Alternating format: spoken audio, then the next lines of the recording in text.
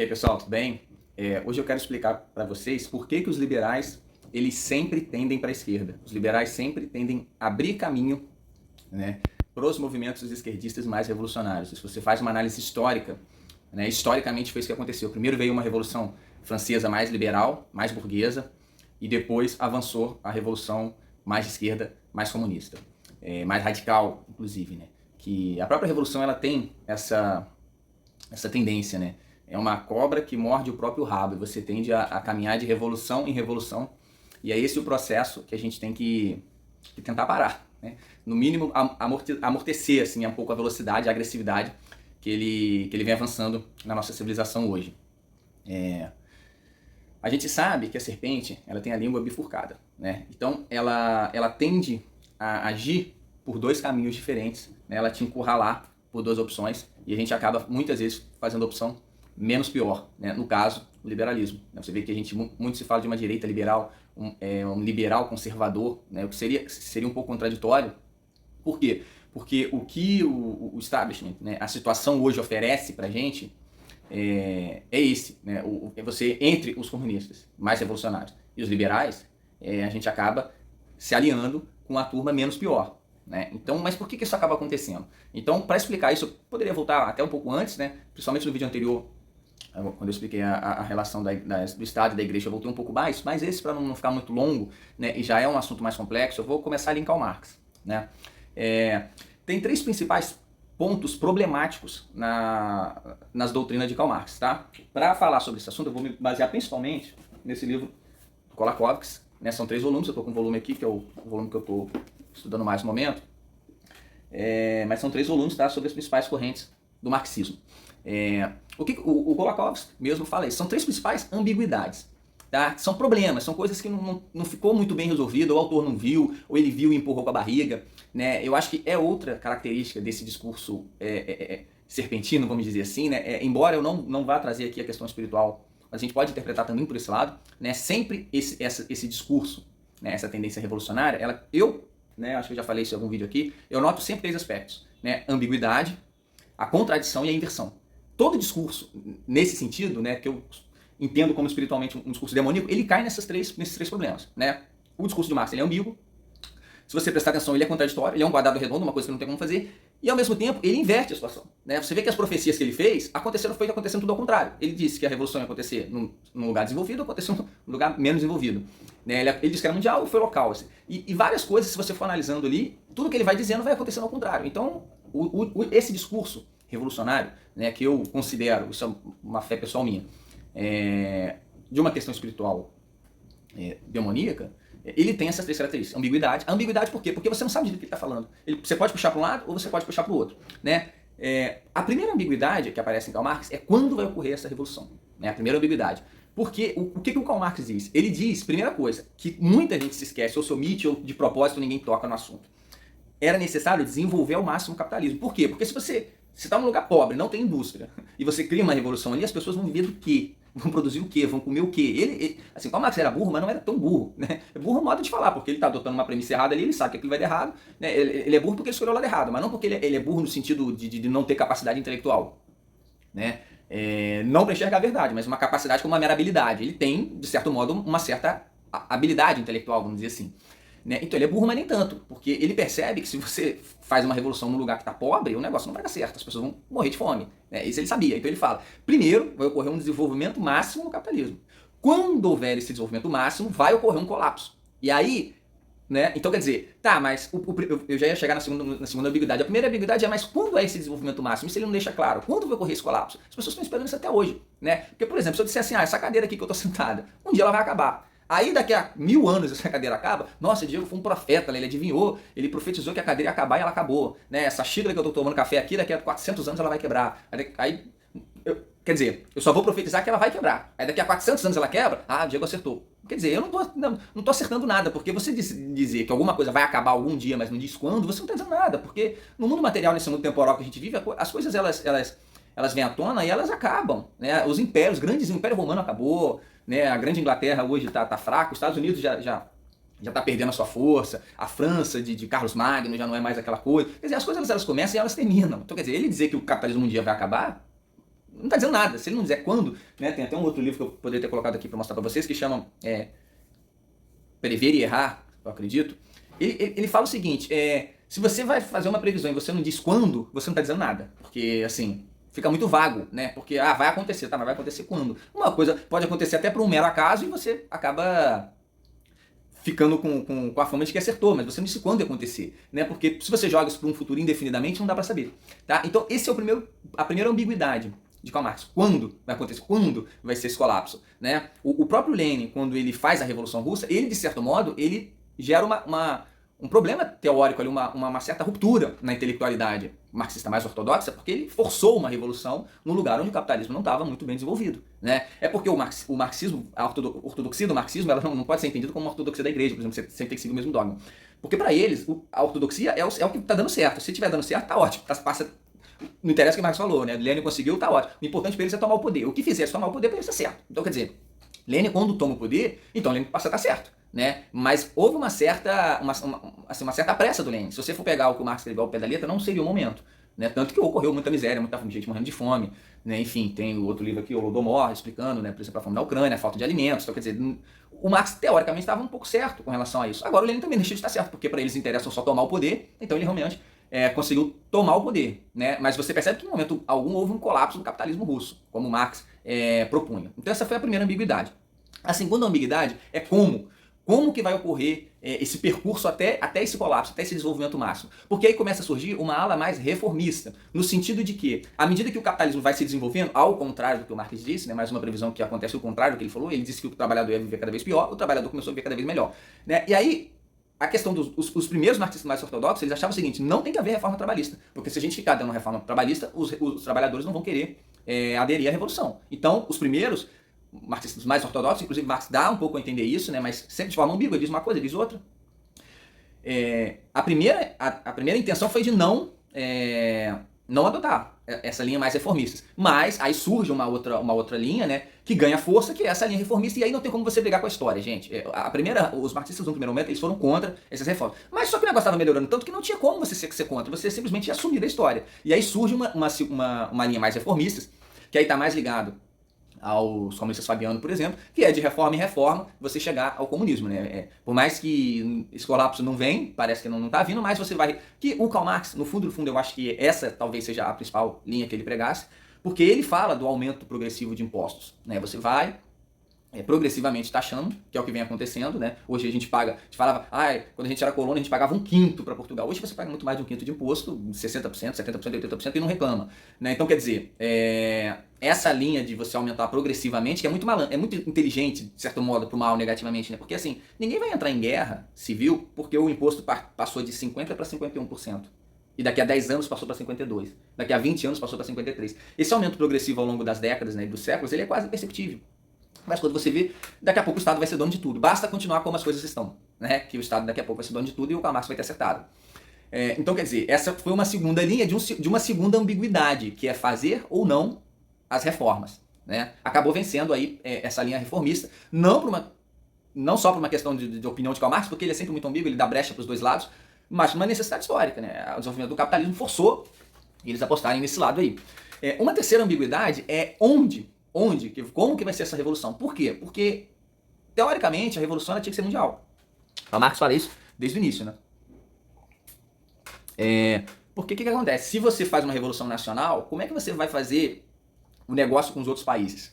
Porque você não vai explorar a mais-valia da sua população, mas o outro estado vai explorar o dele. Então ele vai estar tirando lucro. E aí você, para negociar com os outros estados, ou você vai estar sempre tomando prejuízo e uma hora você vai falir, que é o que acontece, né, com os estados onde a revolução toma, ou você vai ter que passar a explorar a mais-valia do seu ou do outro, para conseguir tirar o lucro e conseguir competir no comércio internacional. Percebe que não dá para você competir no comércio internacional se só um país adotasse, não adotasse a ideia do lucro e da mais-valia na produção, né, agrícola ou de qualquer outra coisa, o negócio não ia dar certo. Você ia sempre estar tomando prejuízo e até quebrar, como de fato aconteceu. Não por isso, né? Porque se ainda fosse por isso, ainda seria louvável, mas não é por causa disso. É porque não dá certo mesmo. Né? Então, quer dizer, isso aí, eu vou te falar, é até uma interpretação minha, né? Para mim, daí que surge o nazismo. O nazismo, para mim, é um germe da teoria de Marx. Por quê? Porque os nazistas, eles eram burros também, mas não tão tanto. Eles eram burros porque eram muito maus e estavam do lado errado da história, obviamente. Você não pode fazer uma análise histórica hoje e vai falar, você está defendendo. Lógico que não. Eu acho que o nazismo foi o segundo pior governo da história. Só não foi pior que o comunismo, né? Mas os nazistas, eles perceberam que não dava para você fazer esse negócio internacional. Isso é coisa de burro, isso é um quadrado redondo. Tem que ser muito burro para pensar nesse negócio. Você não vai conseguir estourar uma revolução no mundo inteiro, né? A outra solução seria estourar a revolução no mundo inteiro de forma imediata, o que não seria impossível, impraticável, né? Mas vamos fazer aqui no nosso país. E conseguiram, deu certo, né? Então, assim, para mim, o nazismo ele surge dessa terceira principal, fora outras menores, tá, pessoal? Eu vou destacar três ambiguidades aqui. Dessa terceira ambiguidade do marxismo, que é a revolução nacional versus uma revolução global, como deveria que ser na teoria mais ortodoxa, né, do Karl Marx. Então, dessas três ambiguidades surgem, que sobraram, né? Eu vejo que dessas três ambiguidades do Karl Marx, você tem um cenário político hoje, da maneira com que ele é exposto pra gente, que a gente pode escolher. Você tem os esquerdistas mais radicais, comunistas, socialistas, que querem implementar a revolução, né, que acaba sendo o pior lado, ninguém aceita isso. Você tem uma linha reformista, que são os fabianos, que é o Fernando Henrique Cardoso, essa linha mais assim, o Alckmin, né, vamos fazer reforma devagarzinho, a gente chega lá. E você tem a linha liberal.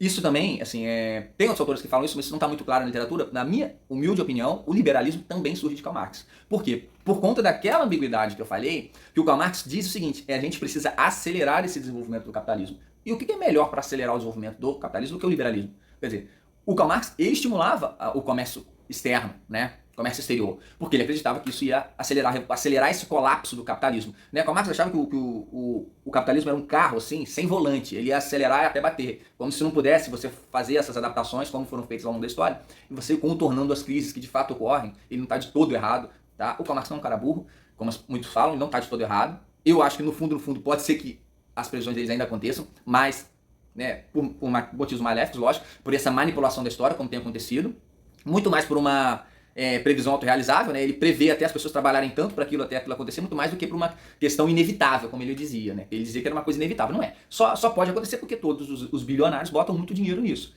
né? E compraram a mídia, toda a universidade, uma hora o negócio pode acontecer porque está todo mundo trabalhando em função disso, não porque era inevitável, muito pelo contrário. Era impossível, continua sendo, e eles não vão fazer aquilo, vão fazer algo muito pior, né? Mas, de certa maneira, tem alguns aspectos que ele vai acabar acertando nessa brincadeira. Então, a linha do liberalismo também na minha humilde opinião, uma linha marxista. Talvez essa até eu estou forçando um pouco mais a interpretação aí, nessa terceira linha, mas é a minha opinião. Porque o Karl Marx ele diz para acelerar. E se você olhar na ponta do lápis, independente de qual linha você vai seguir, a linha mais ortodoxa, né? O que acontece na linha mais ortodoxa? A linha mais ortodoxa, que é o quadrado redondo propriamente dito, né? Eles nunca vão conseguir fazer isso em lugar nenhum. Contudo, destruindo a moral, destruindo a família, destruindo a religião, destruindo os valores, destruindo a arte, destruindo a cultura, eles conseguem, né, o próprio professor Olavo falava isso, transformar o capitalismo no inferno. Eles não vão conseguir fazer a revolução que eles querem, mas eles vão transformar o capitalismo no inferno. Vai ficar essa desgraça que você anda na rua aqui, tudo feio, parece assim um lixão, não dá nem vontade de você sair de casa, né? Eles tornam tudo feio, você não consegue mais ligar uma televisão, não tem uma televisão em casa, eu não escuto rádio, você não consegue mais fazer essas coisas porque está tudo destruído, eles destruíram praticamente tudo, né? Principalmente nas cidades grandes, assim, realmente é deplorável. Se eu falar alguma coisa, né, para você que está no interior, não venham para cidades grandes, porque realmente a coisa aqui está terrível. Então, assim, essa primeira revolução, o negócio vai acontecer, só vão conseguir destruir tudo, né? Mas essa destruição acaba favorecendo um determinado grupo, né? Que são aí umas lives importantes para vocês quiserem após assistir essa aqui, a do Murilo Rezende, no Instituto Borborema, porque nessa destruição quem sempre favorece são os banqueiros, né? Quem tem o dinheiro, quem tem o capital. Por isso que os comunistas favorecem os grandes bilionários. Não à toa, desde o início, aí tem outro livro que explica bem isso aqui, ó, Política, Ideologia e Conspirações, tá? Que explica como desde o início o movimento foi bancado por bilionários, né? Desde Karl Marx, desde Lenin, desde Trotsky, desde o início os banqueiros estão bancando e até hoje, George Soros, Rockefeller, bancam essas pautas de esquerda. Eu queria fazer o desafio de vocês ficarem um ano sem botar dinheiro nisso, se o negócio não acabaria para quase zero, né? Com 10 anos sem botar dinheiro nisso aí acaba. Vive porque tem gente botando bilhões e bilhões e bilhões e bilhões e é um negócio fabricado, né? Então, quer dizer, quando você destrói a moral, destrói a família, destrói os valores, destrói tudo, o único valor que passa a ser o valor monetário, é o dinheiro, né? Tudo que o Karl Marx, tudo que eles diziam, mais uma contradição satânica que eu coloco, né, de Karl Marx. Eles diziam que iam controlar só a economia, né?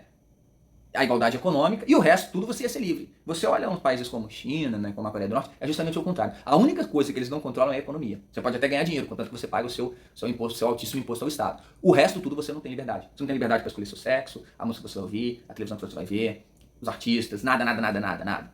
Você não tem liberdade nenhuma. A única liberdade que eles dão é liberdade econômica, uma parcial liberdade econômica, porque não tem como controlar a economia por completo. Né? Então, quer dizer, mesmo esse grupo mais ortodoxo, quadrado redondo aqui, ele acaba favorecendo os grandes bancos, né? Os bilionários, que são quem está bancando desde o início. Essa linha intermediária, que é o socialismo fabiano, o que acontece? Essa linha de reforma atrás de reforma, você vê hoje o Estado, aqui no Brasil, bem ou mal, eu não vou julgar, pessoal, eu tô só fazendo a descrição, tá? Esse negócio de pagar 600 reais para todo mundo, isso gera um encargo ao Estado muito grande. Você vê aí nos últimos séculos os estados com endividamentos cada vez maiores, todos os estados, inclusive os estados de primeiro mundo. Então, quer dizer, essa segunda linha, ela trabalha principalmente na linha de endividar e enfraquecer a soberania estatal, um Estado cada vez mais endividado com os grandes bancos, pagando dívidas cada vez maiores, isso ninguém fala. A maior parte dos orçamentos, daquilo que você teria disponível para investir, na verdade acaba sendo pago de juros. Né? Então você tem estados muito endividados por causa dessa política reformista. Essa é a consequência dessa segunda linha, com a Marx. E você tem a terceira linha, né? Que é a linha liberal, que acaba favorecendo também as grandes fortunas. Por quê? Porque se a economia manda em tudo, quem manda na economia manda em tudo. É muito simples. Né? Se o dinheiro começar a mandar em tudo, porque na lógica liberal, é como se todo mundo fosse uma lógica do Imagine, ali todo mundo é bom, todo mundo é paz e amor, todo mundo vai respeitar as leis do mercado, né? As instituições vão ser respeitadas.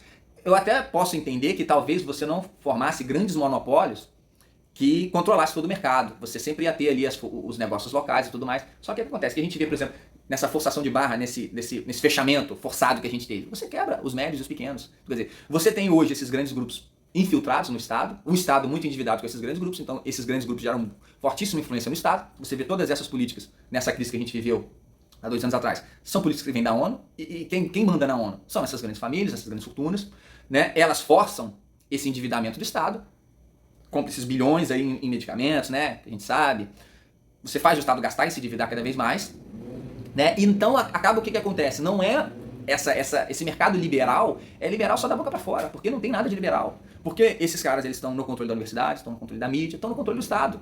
Então, quer dizer, não existe esse mercado liberal. Se você tem um mercado fraco, quer dizer, um Estado fraco, sem um soberano para ordenar e fazer frente a essas grandes fortunas, o Estado fraco endividado, de um cara que precisa se reeleger a cada 4 anos, é um Estado muito fraco. Esse governante ele não tem poder nenhum. Você vê o Bolsonaro, não consegue fazer nada. Ele não consegue nem fazer uma live. As pessoas não deixam. Você acha que esse cara vai enfrentar as grandes fortunas, as grandes corporações, a bolsa de valores, e chega aqui e vai ditar, não, agora o seu filho vai ter que ir no banheiro feminino, senão a bolsa vai cair, e aí as pessoas aceitam. Financeiramente, esse controle financeiro é muito grande. Então, quer dizer, os liberais também fortalecem as grandes fortunas. Né? Então, quer dizer, de um jeito ou de outro, na verdade, pelo contrário do que o Marx propôs, não por uma revolução proletária, mas você vai ter esse comum no globalismo se sobrepondo nessas 3 vias. As 3 vias levam para o mesmo caminho, uma pode demorar mais ou menos, mas as 3 apontam para o mesmo lugar, né? Não tem muita saída. Hoje a gente acaba escolhendo o menos pior, que é o liberal, porque você, né, é liberal conservador ali, tentando ser você imagina ter uma Ferrari numa reta, a eleição do Bolsonaro seria um quebra-mola, a eleição do Lula é você botar um turbo nessa Ferrari. O Bolsonaro seria um quebra-mola, pra gente ganhar um pouco de tempo, trabalhar mais a cultura. Né? Eu, infelizmente, comecei a estudar esse assunto tem 4, 5 anos, não deveria nem estar fazendo esse vídeo aqui, porque eu também não tenho esse conhecimento histórico tão grande, mas é uma questão de necessidade, de se ver uma necessidade, né? Se você olhar meu canal aí, eu não falava desses assuntos. Mas é uma questão de necessidade, a gente tem que vir a público explicar, porque se a gente não explica, em outros lugares, ninguém vai falar esse tipo de coisa.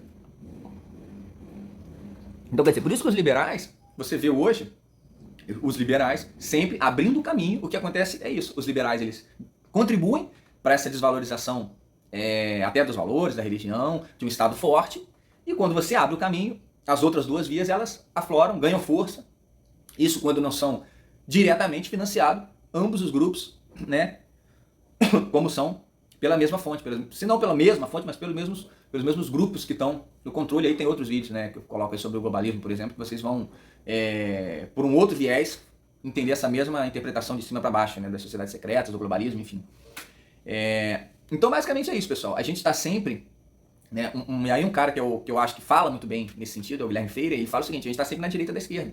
A esquerda, a partir principalmente e aí vem essa avalanche de revolução, né? A revolução, até a Revolução Protestante mesmo, a Revolução do Descartes, a Revolução do Kant, a Revolução do Newton, veio revolução e revolução até a Revolução Francesa, a Revolução de Karl Marx.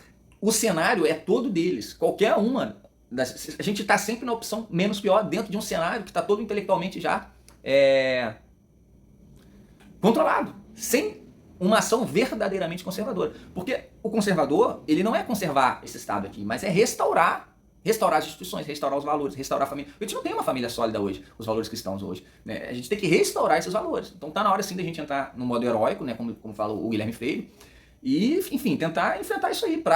A gente não consegue essa solução agora, mas a gente consegue atrasar um pouco essa revolução, botar um quebra-mola e ter mais 4 anos para respirar, trabalhar cultura, trabalhar educação, formar homeschooling, cursos online, restaurar a doutrina da igreja. Quantas igrejas não foram perdidas? Né? Enfim, a gente precisa desse tempo para respirar, se preparar, se fortalecer intelectualmente, moralmente, né? Tá melhor para daqui a 4 anos voltar a disputar e voltar a continuar, né? Uma coisa que eu coloco é o seguinte: Cristo, ele já nos deu a vitória, mas ele quer que a gente lute junto com ele. A gente vai lutar. A vitória já é nossa, a gente precisa ter pressa. Aqui ou depois, né? Principalmente depois. Aqui não tá garantido não, depois tá. Aqui a gente pode.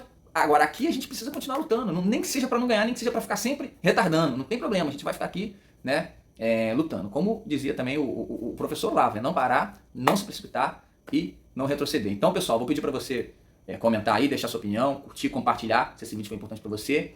E um abraço e até a próxima, galera. Tchau, tchau.